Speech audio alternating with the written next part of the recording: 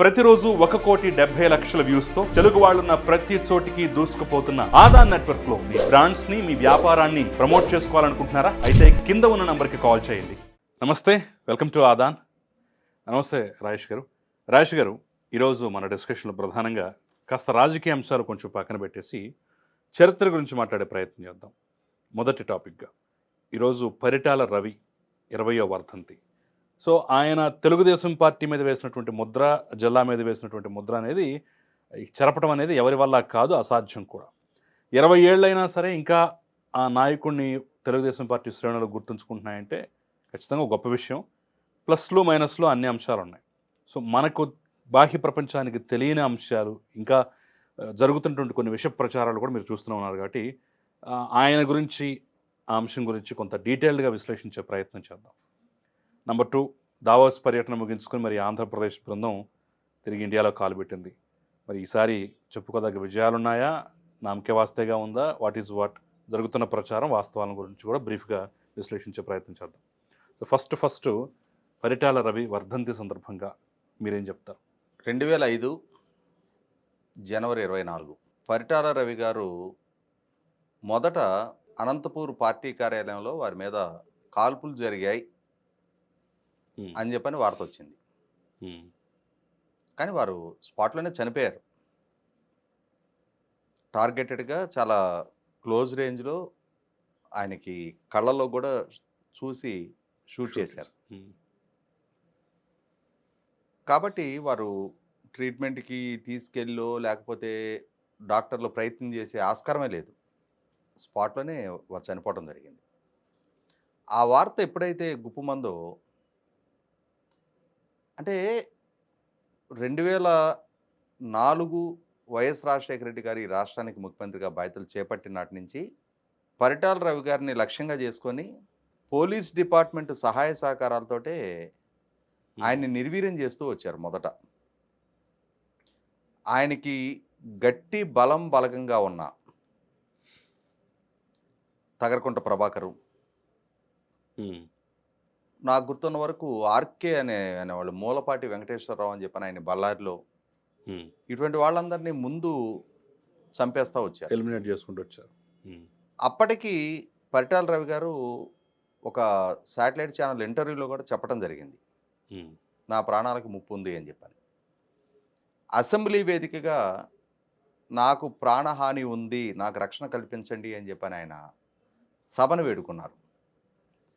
Telugu Desam party Paritala రావు గారికి తగిన రక్షణ కల్పించాలి అని చెప్పని గవర్నర్ నుంచి రాష్ట్రపతి దాకా మెమరాండంలు ఇచ్చింది. ఓకే. అయినా సరే రక్షణ కల్పించకపోగా ఆయన రక్షణని నిర్వీర్యం చేస్తూ వచ్చారు. అసలు ఇంతగా ఆయన ఎందుకు టార్గెట్ చేశారు అంటే, వైఎస్ రాజశేఖర రెడ్డి గారికి పరిటాల రవి గారికి ఏదన్నా వర్గ వైషమ్యాలు ఉన్నాయా? అసలు లక్ష్యం వేరు. అంటే తర్వాత రోజుల్లో జరిగిన మైనింగ్ దోపిడీలు ఇవన్నీ చూసిన తర్వాత పరిటాల రవి గారి స్థాయి వ్యక్తిని ఒకళ్ళని ఎలిమినేట్ చేసేస్తే ఇక రాష్ట్రంలో మేము ఏ దోపిడీలకి, దౌర్జన్యాలకి, దాడులకి పాల్పడినా మమ్మల్ని ప్రశ్నించే ధైర్యం కూడా వేరే ఇంకెవరు చేయరనే ఒక భయాన్ని సృష్టించడం కోసం పరిటాల రవి గారిని లక్ష్యంగా చేసుకొని చంపేశారు తప్ప, ఏ వర్గ వైషమ్యాలు వైఎస్ రాజశేఖర రెడ్డి గారికి పరిటాల రవి గారికి ఉన్నాయి? 100% రాజశేఖర రెడ్డి గారి ప్రభుత్వం టార్గెటెడ్గా చేసిన హత్యది. అక్కడ పరిటాల రవి గారికి, మద్దల చెరువు సూరికి ఉన్న ఫ్యాక్షన్ని సాకుగా చూపించారంతే. మద్దల చెరువు సూరి జైల్లో ఉండి అతను ఈ లాజిస్టిక్స్, ఈ వందిమాగదుల్ని, ఈ కిరాయి షార్ప్ షూటర్లని వీళ్ళందరినీ అతను సమకూర్చుకొని చేయగలిగాడా? కాదు, కానే కాదు. ఇక్కడ 7 నెలలే, 8 నెలలు. ఇక్కడ గమనించుకుంటే అసలు ఎవరి పరిటాల రవి, అసలు అతని ప్రస్థానం ఎలా మొదలైంది? అతను ఉద్యమకారుడా? ఉద్యమ మూలాల్లో నుంచి అతను పెరిగి వచ్చాడా? వాళ్ళ నాన్నగారు పరిటాల శ్రీరాములు గారు, ఆయన ఆ జిల్లాలో జరుగుతున్న దోపిడీని, దౌర్జన్యాల్ని అడ్డుకునే ప్రయత్నం చేసిన మొట్టమొదటి ఉద్యమకారుడు. ఉమ్, ఆ రోజుల్లో పాలెగాళ్ళంటారా, ఫ్యాక్షనిస్టులంటారా, వికృత స్వభావాన్ని ప్రదర్శిస్తా, ప్రజల హక్కుల్ని హరిస్తా, ఉమ్, ఒక రకమైన విశృంఖలత్వాన్ని ప్రదర్శిస్తున్న రోజుల్లో అణిచివేతకి గురవుతున్న బడుగు బలహీన వర్గాల పక్షాన నిలబడి పోరాటం చేసి వాళ్ళకి అండగా నిలబడిన పరిటాల శ్రీరాములు గారిని మొట్టమొదటిగా హత్య చేశారు. ఉమ్, ఆ తర్వాత రోజుల్లో శ్రీరాములు గారి సోదరుడు శ్రీ రవీంద్ర గారి సోదరుడు ఉమ్, హరీంద్ర గారు ఆయన్ని హత్య చేశారు. మొదటి నుంచి కూడా ప్రశ్నించే తత్వాన్ని జీర్ణించుకోలేని, మమ్మల్నే ప్రశ్నిస్తారా అనే ఒక ఫ్యూడలిస్టిక్ భావజాలంతో ఆ జిల్లాలో నాయకత్వం కొనసాగుతూ ఉంది. ఉమ్, అణిచివేతకు గురవుతున్న ప్రజల పక్షాన నిలబడ్డది పరిటాల కుటుంబం. వాళ్ళు ప్రశ్నించటాన్ని ఈ ఫ్యూడల్స్ తట్టుకోలేకపోయారు. ఉమ్, ఈ లేబరాల పక్షాన వీళ్ళు స్టాండ్ తీసుకుంటారా, వాళ్ళ పక్షాన నిలబడి వీళ్ళు మనల్ని ప్రశ్నిస్తారా, ఉమ్, వీళ్ళనే చంపేస్తే ఆ ప్రశ్నించాలి అనుకుంటున్న ఆ లేబరు గొంతుకులకి శాశ్వతంగా మనం సమాధి కట్టొచ్చు అని చెప్పని ఆ దోపిడీ దౌర్జన్యాన్ని అండదండలతో, ప్రభుత్వ అండదండలతోటి ఉమ్, శ్రీరాములు గారిని చంపేశారు, రవి గారి బ్రదర్ని చంపేశారు. ఉమ్, ఈ ప్రాసెస్లో రవి గారు కంప్లీట్ ఎక్స్ట్రీమిస్ట్గా ఉమ్, ఆయనకి అండర్వరల్డ్కి వెళ్ళిపోయి, అండర్గ్రౌండ్కి వెళ్ళిపోయి ఆయన పోరాటాన్ని కొనసాగిస్తూ వచ్చాడు. అటువంటి పరిస్థితుల్లో 1994 అసెంబ్లీ ఎన్నికలకు ముందు ఎన్టీ రామారావు గారి పిలుపు మేరకు ఆయన ఆయుధాలు విడిచిపెట్టి సరెండర్ అయ్యి ప్రజాస్వామ్య పందాలో ఎన్నికల వ్యవస్థలోకి వచ్చి తెలుగుదేశం పార్టీ అభ్యర్థిగా 1994లో మొట్టమొదటిగా పెనుగొండ నుంచి ఎమ్మెల్యేగా పోటీ చేయడం జరిగింది. ఉమ్, ఆ పోటీ చేసిన నాటి నుంచి విపరీతమైన మాస్ క్రేజ్. ఉమ్, 1994 ఎన్టీ రామారావు గారి క్యాబినెట్లో వారికి మంత్రిగా అవకాశం దక్కింది. ఉమ్. అక్కడి నుంచి అంటే మొదటి గెలుపుతోనే మంత్రి. మంత్రి ఉమ్, ఒక రకంగా ఎట్లయిపోయిందంటే 1995, 94, 95 నాటికి ఉమ్, అనంతపూర్ జిల్లా మొత్తాన్ని కూడా శాసించే స్థాయికి రాష్ట్ర వ్యాప్తంగా కూడా విపరీతమైన క్రేజ్. ఉమ్, ఆ తర్వాత రోజుల్లో 95 తెలుగుదేశం పార్టీలో వచ్చిన నాయకత్వ సంక్షోభ నేపథ్యంలో ఎన్టీ రామారావు గారి పక్షాన్ని నిలబడ్డారు పరిటాలరావు గారు. ఉమ్, ఎమ్మెల్యేలు, మెజార్టీ ఎమ్మెల్యేలు చంద్రబాబు నాయుడు గారి నాయకత్వాన్ని సమర్థించిన పరిటాలరావు గారు ఎన్టీ రామారావు గారి పక్కనే ఉన్నారు. ఎన్టీ రామారావు గారు కాలం చేసిన తర్వాత అప్పుడు ఉమ్, అప్పటికి ప్రధాన స్రవంతిగా ఉన్న తెలుగుదేశం పార్టీలోకి ఉమ్, వచ్చి మళ్ళీ తిరిగి జాయిన్ అయ్యారు. ఆ తర్వాత రోజుల్లో చూసాం మనం వాళ్ళ నాన్నగారి చరిత్ర మీద శ్రీరాములయ్య అని చెప్పని సినిమా తీయడానికి ఆయన పూనుకుంటే రామానాయుడు స్టూడియోలో ఆ సినిమా ముహూర్తం రోజు ఉమ్, కారు బాంబు బ్లాస్ట్ చేసి వాస్తవంగా త్రుటిలో వాళ్ళ ప్రాణాలు రక్షింపబడ్డాయి. 26 మంది ప్రాణాలు పోయాయి. అమాయక జర్నలిస్టులు చనిపోయారు.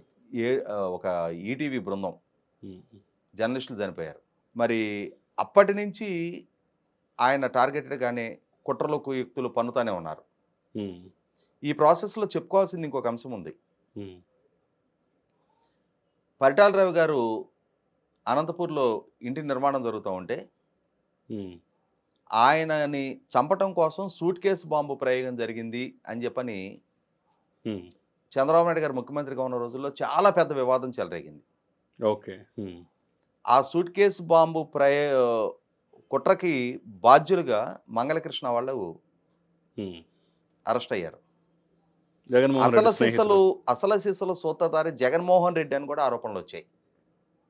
ఓకే. జగన్మోహన్ రెడ్డి మీద కేసు పెట్టాలి అని చెప్పని పరిటాలరావు గారి వైపు నుంచి డిమాండ్ వచ్చింది. ఓకే.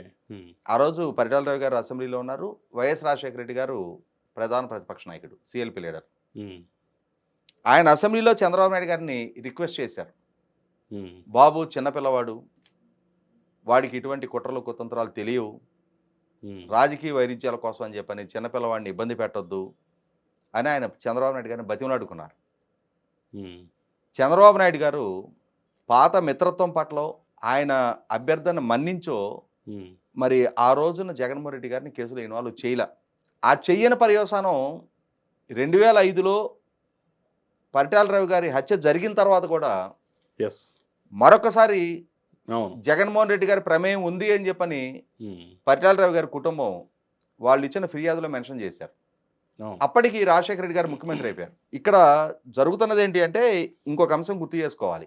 ఉమ్, అనంతపూర్ జిల్లాలో అక్కడ స్థానికంగా కాంగ్రెస్ పార్టీలో కూడా వర్గ రాజకీయాలు ఉన్నాయి. అవును, ఆ వర్గ రాజకీయాల్లో మొన్నటి వరకు తాడిపత్రి ఎమ్మెల్యేగా పనిచేసిన కేతిరెడ్డి పెద్దారెడ్డి, ఉమ్, ధర్మవరం ఎమ్మెల్యేగా పనిచేసిన కేతిరెడ్డి వెంకటరామరెడ్డి, ఉమ్, పెద్దారెడ్డి గారికి అన్న, ఈ వెంకటరామరెడ్డి గారికి తండ్రి ఉమ్, కేతిరెడ్డి సూర్యప్రతాపరెడ్డి గారని ఉండేవారు.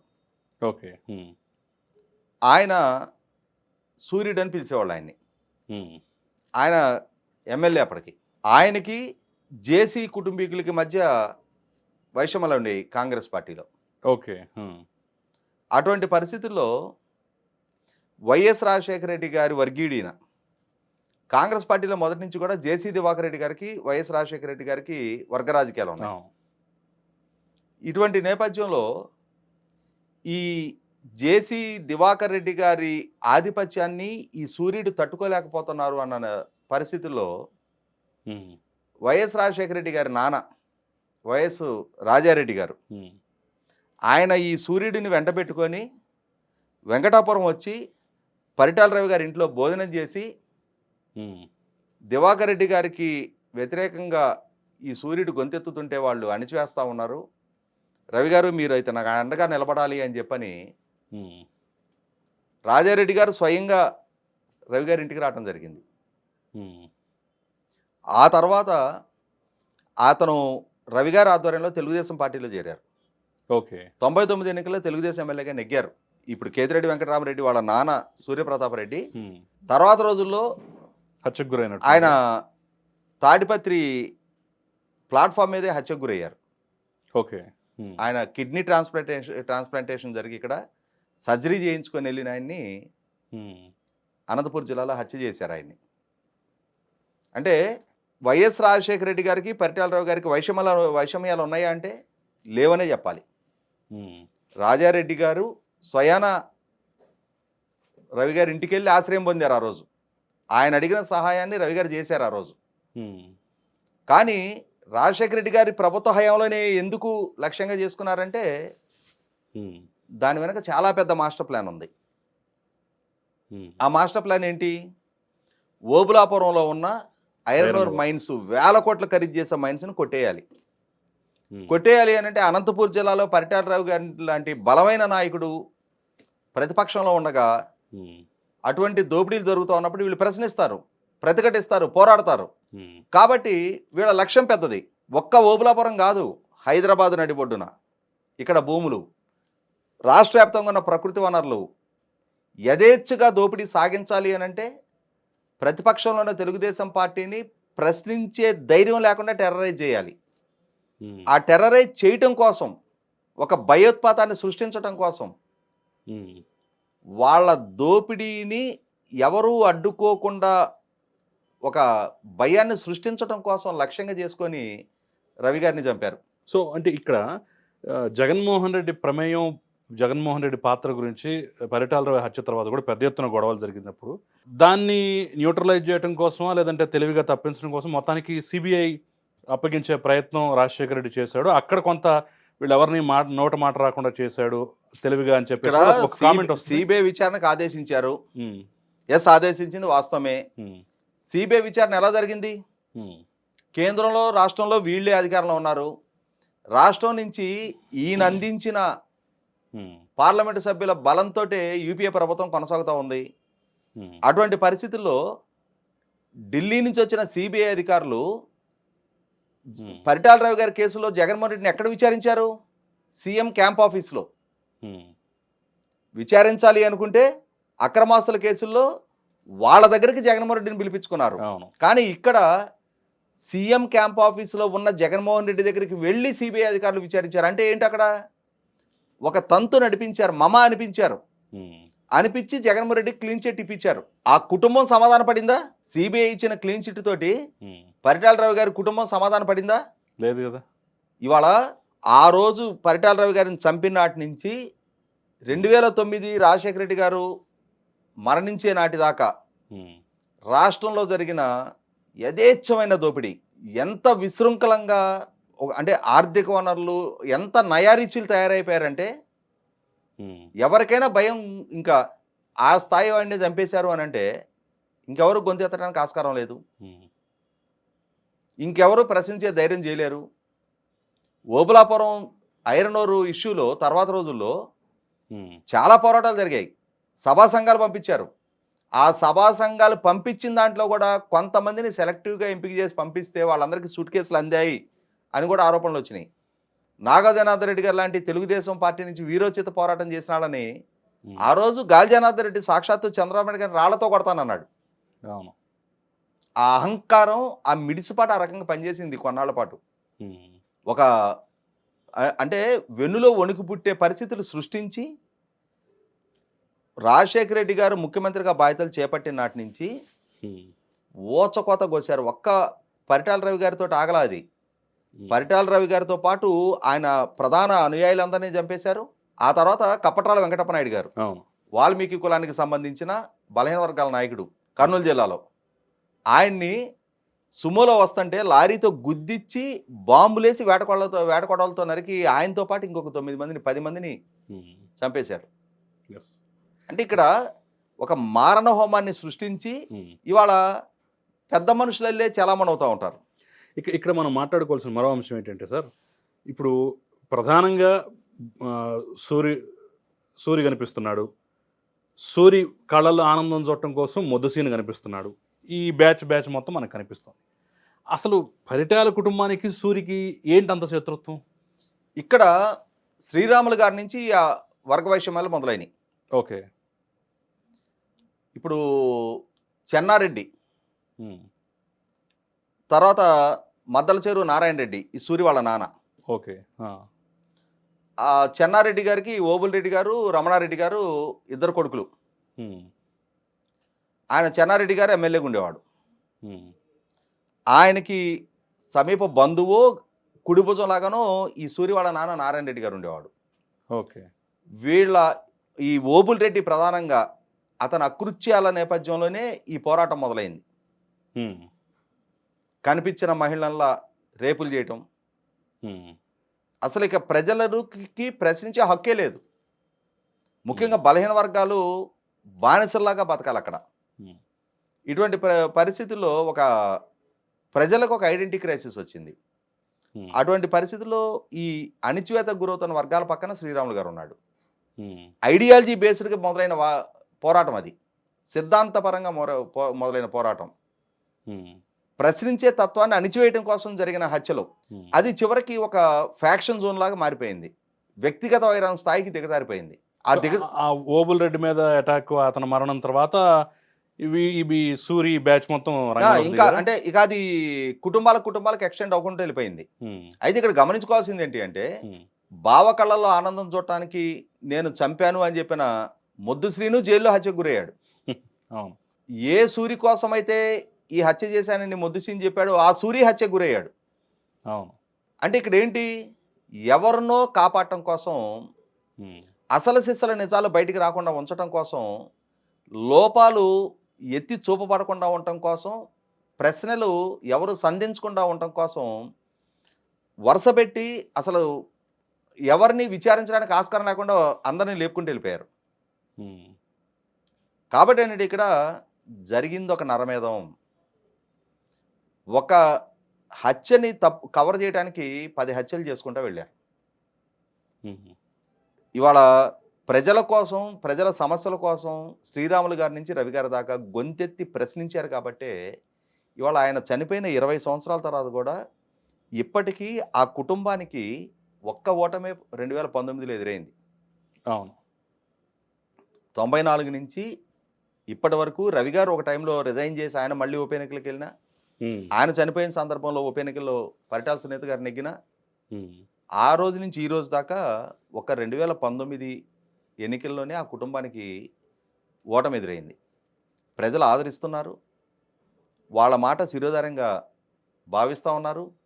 ఆ కుటుంబం కూడా అదే అంకిత భావంతోటి ఆ రోజు నుంచి ఈ రోజు దాకా ప్రజలతో మమేకమై ఉంటున్నారు. ఇవాళ శ్రీరాములు గారి నుంచి ఇవాళ రవి గారి అబ్బాయి శ్రీరామ్ దాకా హ్మ్. ఆ రాజకీయాల్లో ప్రజల మధ్య కొనసాగలుగుతున్నారు అనంటే 100కి 100 పాళ్ళు వాళ్ళు అంటే ప్రజల కోసం చూపించిన అంకితభావం, ఆ నమ్మకం, వాళ్ళు నిర్మించిన పునాది, ఆ ప్లాట్‌ఫార్మ్ మీద బేస్ చేసుకొని ఈ రోజుకి కూడా ఆ కుటుంబానికి అటువంటి గౌరవ మర్యాదలు దక్కుతా ఉన్నాయి. ఏదేమైనా సరే ఇప్పుడు ఇటువంటి కక్షపూరిత ఈ ఫ్యాక్షన్ వాతావరణం దాదాపుగా సద్దుమణిగిపోయింది. హ్మ్. ఇవాళ ఏ ఫ్యాక్షను కుటుంబాలు గూడా వాళ్ళ పిల్లలు ఆ విధమైన వాతావరణంలో జీవించాలని కోరుకోవట్లా. దాన్ని కొనసాగించాలని ఆశ గూడా ఎవరికీ లేదు. హ్మ్. అందరూ చదువుకుంటున్నారు. మెరుగైన జీవన ప్రమాణాలు చూస్తా ఉన్నారు. లైఫ్‌లో కంఫర్ట్ చూస్తా ఉన్నారు.